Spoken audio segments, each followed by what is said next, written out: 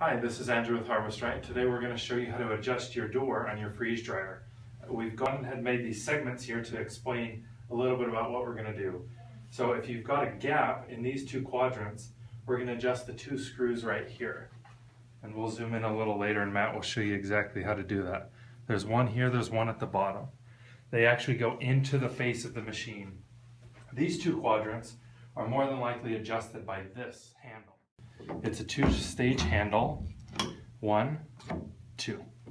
But as we start out this door adjustment, we want to check this screw here. There's also an accompanying one at the bottom. And Matt's going to go ahead and adjust it and get it working how it should be. It should be able to move in that gap loosely. So you see it's a little tight, so Matt's going to go ahead and loosen it with an Allen wrench. Just until it moves a little more freely. Just like that. So when adjusting your freeze dryer door, you want to look for this ring. You see how we can see the gasket right there, but inside the gasket there's like a darker ring or a color change. And if we follow this around, it will go most of the time. It'll stop right there. And then we'll pick it back up right about here where the handle is.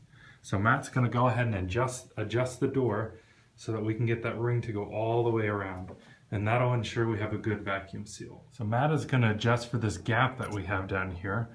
But first, we need to loosen that Allen wrench. There's an 11mm nut on the back that Matt's going to loosen.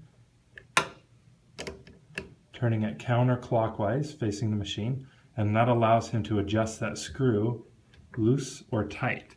And as he does that, we'll be able to see this gap grow. You can see it kind of growing down right here. And then when Matt backs off the screw, we'll see it disappear.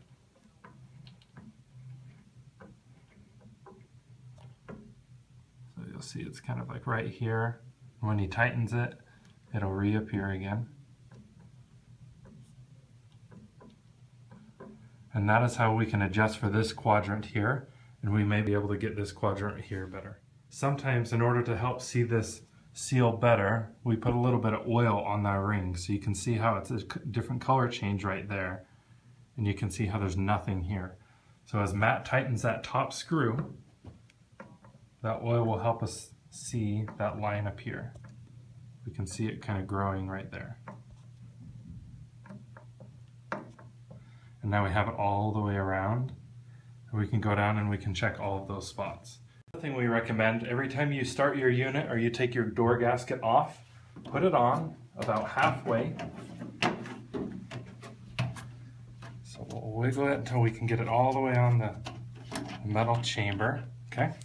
Then we're going to use the door to push the gasket the rest of the way on. It will be very hard, but when we do get it, we can ensure that we have that good seal all the way around the gasket.